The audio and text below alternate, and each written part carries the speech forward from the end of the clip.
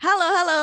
Kita ketemu lagi di podcast Market Movers. Kali ini di edisi Senin 17 Mei 2021 dan saya Ines Nirmala mau mengucapkan selamat Hari Raya Idul Fitri untuk semua pendengar podcast Market Movers yang merayakan. Dan podcast ini juga merupakan kolaborasi KBR dengan Kata Data yang khusus menghadirkan informasi dan panduan praktis buat kamu supaya melihat bagaimana outlook market sepekan ke depan, bagaimana strategi investasi, terus apa aja sih saham terbaik yang direkomendasikan untuk pekan ini. Dan saya Ines Nirmala, bersama saya sudah ada seorang analis dari Bahana Sekuritas yaitu Mas Wafi. Halo Mas Wafi. Selamat siang. Selamat siang. Selamat siang, selamat Hari Raya Idul Fitri juga ya buat Mas Mohon maaf Wafi. lahir dan batin. Mohon maaf lahir dan batin. Langsung aja kita mulai podcastnya.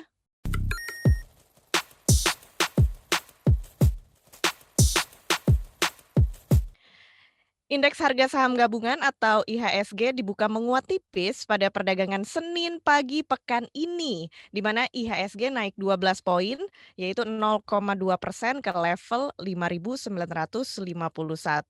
Dan mengutip data dari RTI, IHSG menyentuh level tertinggi di 5.953 dan level terendahnya di 5.947.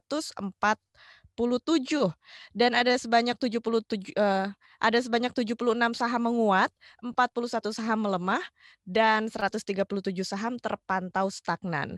Sementara itu, kelompok 45 saham unggulan atau indeks LQ45 berada di zona hijau dengan kenaikan 3,36 poin atau 0,38% ke level 886,2. Seperti apa proyeksi perdagangan pasca liburan Idul Fitri dan apa saja saham yang berpeluang buat cuan? Nah, langsung aja ya kita ngobrol-ngobrol sama Mas Wafi seperti biasa yang akan memberikan insight, memberikan pandangan apa saja sentimen yang akan berpengaruh terhadap pergerakan saham di pekan ini. Udah siap ya Mas Wafi ya? Gimana Ya, nih setelah libur lebaran nih sekarang hari ini ya, kita mulai lagi, pasar juga buka lagi. ya, Gimana Mas kelihatannya Wafi? hari ini udah mulai normal lagi ya. Jadi itu terlihat dari tadi hijaunya cuma sementara ya, cuma pas pembukaan aja, Iya. pembukaan aja. Iya, heeh, udah agak seneng nih ya, karena kita habis liburan panjang kayaknya udah agak-agak kangen gitu ya, pengen masuk lagi ke pasar. Iya, tapi habis itu langsung terkena aksi jual nih di Nah, penutupan sesi satu ya. Jadi sesuai nih seperti yang kita bicarakan di pekan lalu sebelum Lebaran ya. Jadi memang momennya itu kalau kita lihat sebelum Lebaran itu memang statistik bicara rata-rata memang IHSG cenderung mengalami kenaikan. Dan kemarin itu kan di pekan terakhir pekan kemarin ya, walaupun hanya 2 hari itu IHSG memang naik sekitar 0,2% ya di 2 hari itu ya, mmm, walaupun hari Selasanya mungkin agak turun ya, tapi Seninnya kan kalau kita lihat naik cukup tinggi juga ya, net-net secara mingguan itu naik 0,2. Dan biasanya statistik juga bicara kalau misalkan setelah Lebaran ini biasanya kecenderungannya terkena aksi jual, dan terbukti juga hari ini ya, walaupun tadi sempat wah, dibuka positif tapi ya akhirnya turun nih. melemah lagi ya, Mm, melemah lagi ya. mm. Berarti prediksi yang Mas Wafi jelaskan di podcast pekan lalu ini terjadi ya, Mas, ya? Ya, sesuai kita harus Sesuai bicarakan sesuai data. data kan. Heeh, betul. Nah, kalau prediksi sepanjang pekan ini ya, sampai sepekan ke depan itu seperti apa nih, Mas? Kalau saya lihat ya, kelihatannya ini mood-mood tekanan jualnya masih bisa berlanjut nih untuk pekan ini ya. Walaupun memang dari sisi downside-nya sendiri memang saya tidak melihat ada potensi IHSG bakal kemudian istilahnya longsor gitu misalkan, tidak Mmm, juga gitu. Jadi memang range pergerakan IHSG pekan ini cukup terbatas. Saya melihat range pergerakannya di antara 5.800 ya sampai dengan level 6.000. Dengan kecenderungan kelihatannya masih akan bertahan kira-kira di level 5.800 sampai dengan 5.900 lah ya di pekan ini. Jadi iya. tekanan itu masih ada dan beberapa faktor yang kalau kita lihat pertama mungkin dari sisi harga komoditas ya selama pekan kemarin kita lihat kan memang mayoritas harga komoditasnya juga kan bisa dibilang ada sedikit koreksi di situ ya. Mungkin kecuali emas, emas mungkin pekan ini baru Mhm. terkelihatannya baru mulai mengalami koreksi juga gitu ya. Kenapa? Karena sekali lagi sesuai statistik ya, statistik bicara memang kalau secara historical itu harga emas memang anomalinya kurang lebih mirip-mirip lah dengan IHSG ya. Jadi sebelum Lebaran tuh harganya mulai mengalami kenaikan, setelah Lebaran Mhm. tuh turun gitu harganya. Jadi Nah, itu pengaruhnya gimana tuh, Mas? ya, kalau kalau kita lihat ya, kalau misalnya dari sisi harga komoditas emasnya sendiri ya, kalau kita lihat pekan ini, katakanlah harga komoditas emasnya mengalami penurunan, ya tentu itu akan efeknya berdampak ke emiten-emiten yang berbasis emas ya, seperti aneka tambang, kemudian MDKA gitu ya, itu juga Mhm.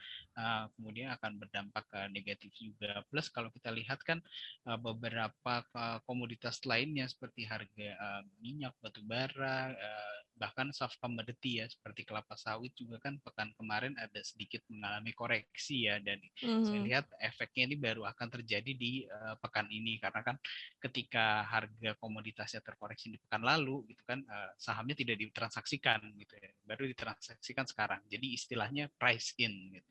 Oh gitu, oh gitu. Nah, Mm-mm. selain harga komoditas, apalagi nih Mas yang bisa berpengaruh kepada pasar untuk pekan ini? Kemudian dari ada beberapa data sih ya yang kalau kita lihat yang pertama mungkin dari sisi US Treasury ya, kalau dari sisi makronya US Treasury yield ya, walaupun memang kalau kita lihat tren pekan kemarin sempat ada sedikit penurunan tapi levelnya kan masih cukup tinggi ya, itu kemudian masih menjadi tantangan juga nih buat IHSG untuk menguat ya, karena ini kan korelasinya terbalik ya, kalau US Treasury yieldnya naik ini Mhm. kecenderungannya akan jadi tekanan buat IHSG.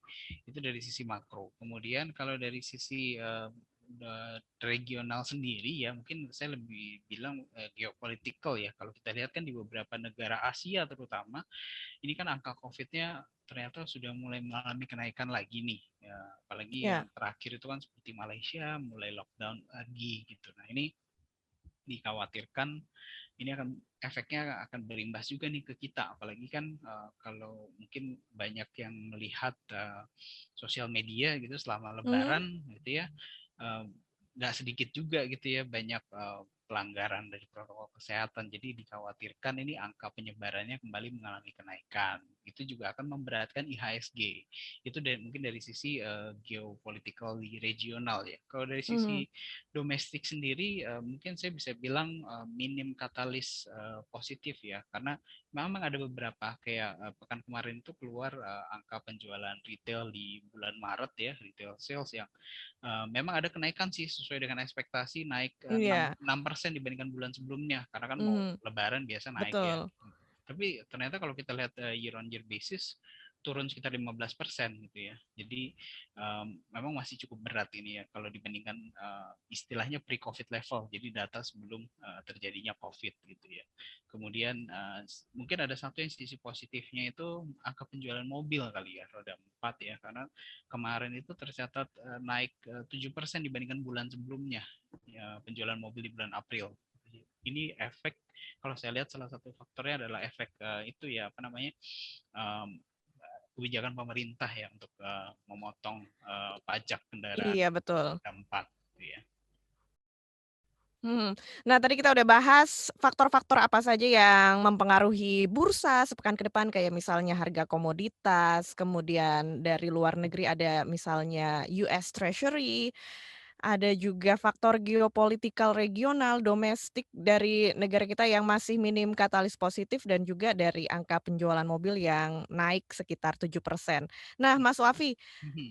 selanjutnya kalau ngobrolin, saham, apa aja sih yang bakal menopang pergerakan indeks dan juga patut kita cermati? Dari saham sendiri ya, kalau kita lihat dari rotasi sektoral yang terjadi sampai dengan pekan lalu, saya melihat sektor-sektor yang masih berpeluang positif di pekan ini itu yang pertama adalah sektor consumer non cyclical, kemudian yang kedua adalah sektor infrastruktur dan kemudian sektor transportasi ya. Jadi kalau kita filter dari situ berarti pemilihan sahamnya kurang lebih kalau untuk dari consumer non cyclical itu ada Unilever, kemudian ada Sampurna, ICBP dan Cepin, Karwan Pokpen.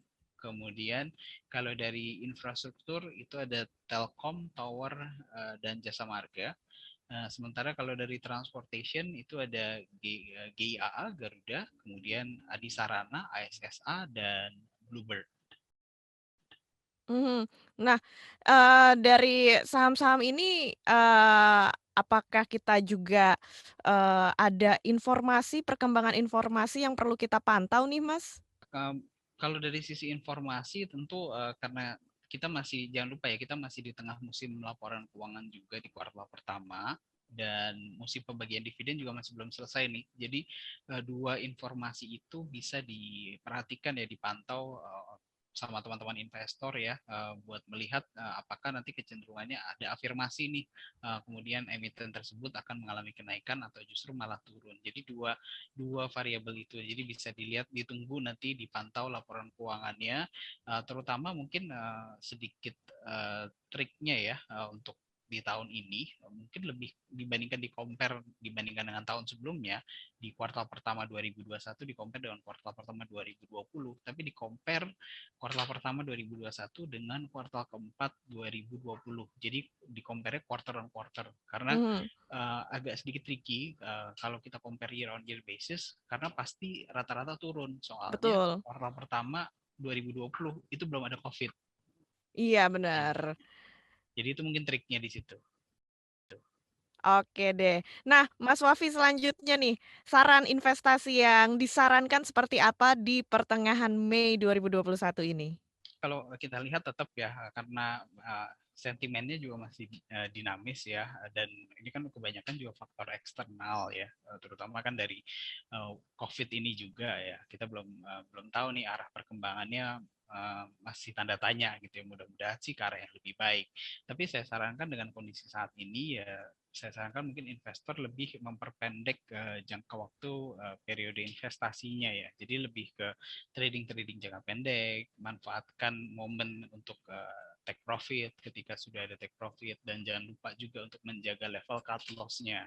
Dan mungkin untuk beberapa investor yang memang memiliki strategi investasi jangka panjang, saya sarankan lebih selektif lagi untuk memilih portfolio saham yang diinvestasikan jangka panjang ya sangat harus benar-benar lihat fundamentalnya dari masing-masing emiten.